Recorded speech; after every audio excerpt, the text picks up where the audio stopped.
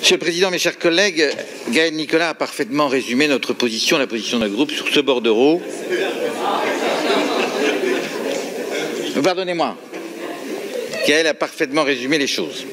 Moi, je voudrais évoquer un sujet qui a déjà été abordé, mais qui est extrêmement sensible dans le secteur qui est le mien, c'est le sujet de l'éthique. Attendez. Moi, j'ai des choses à dire, Monsieur le Président. Je sais que ça peut vous déranger ou déranger certains, et moi, j'ai des choses à dire, et je voudrais les dire très sereinement. De quoi s'agit-il? C'est une entreprise, petite entreprise, du secteur de l'économie sociale et solidaire. On a beaucoup parlé du secteur de l'économie sociale et solidaire, et chacun, autour de cette enceinte, a pu dire son attachement à ce type d'entreprise. C'est une entreprise située à Trémorel, entre Merdrignac et Saint-Main, dans la campagne bretonne.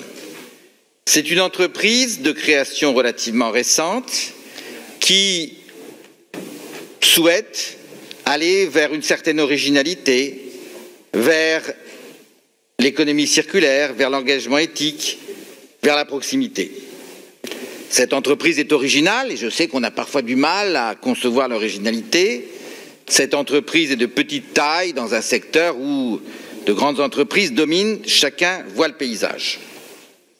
Cette entreprise a bénéficié du soutien de la région, il y a eu des délibérations. Le sujet, ce n'est pas les délibérations, c'est l'application de ces délibérations et du soutien également de l'État. Le problème, c'est que ces aides n'ont pas été versées. Cette entreprise connaît aujourd'hui des difficultés. C'est secret pour personne. C'est une entreprise en difficulté. Ce que je souhaiterais, c'est que nous traitions cette entreprise, Monsieur le Président, comme une entreprise en difficulté. Et on sait le faire. On a évoqué Socavol. Il se trouve que j'ai été particulièrement sensibilisé à ce sujet. Moi, j'habite à un peu plus d'1 kilomètre de l'usine Socavol. 75 emplois étaient menacés. Il y a une conjonction. Et dans cette conjonction de soutien, la région, je parle sous le contrôle du vice-président Martin Meignet, a su être efficace. Et c'est bien. Ces emplois sont sauvés, j'espère que la situation est durable, mais enfin, on a en tout cas progressé. Là, on est dans une situation un peu différente. Je ne voudrais pas que notre collectivité soit perçue à l'égard de cette entreprise comme une collectivité qui accuse, qui dénonce, qui montre du doigt. À l'évidence, il y a eu des erreurs dans cette entreprise. Et les dirigeants de cette entreprise sont prêts à l'admettre. Qui n'a pas commis d'erreur? Quand il y a des difficultés, il y a souvent des erreurs. Mais on n'est pas dans une instruction d'un procès. On est dans la nécessité de sauver une entreprise et de trouver une solution.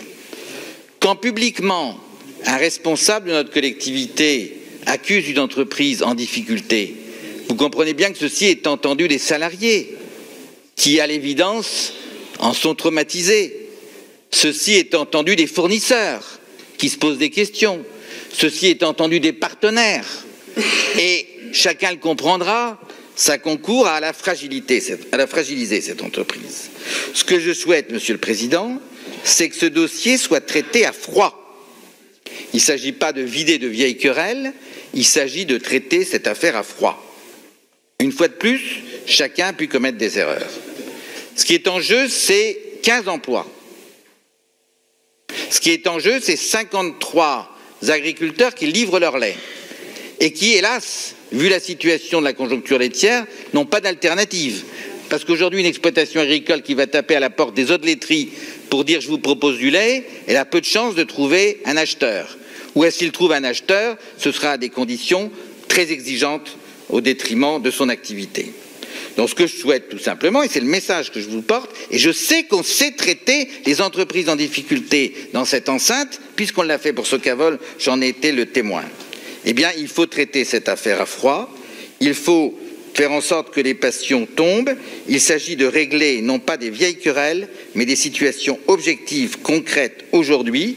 Je crois qu'on a déjà progressé, Monsieur le Président, puisque vous avez envoyé en direct, et c'est très bien, votre directeur général et votre chef de cabinet pour que cette affaire soit traitée au-delà sur des éléments très objectifs. Maintenant, ce que je souhaite, c'est qu'en exigeant peut-être un certain nombre de contreparties, c'est dans l'ordre des choses, les aides qui ont été allouées par les uns et par les autres, et en particulier par la région, concourent à sauver cette entreprise et donc à sauver ses emplois et à sauver ses agriculteurs. Merci.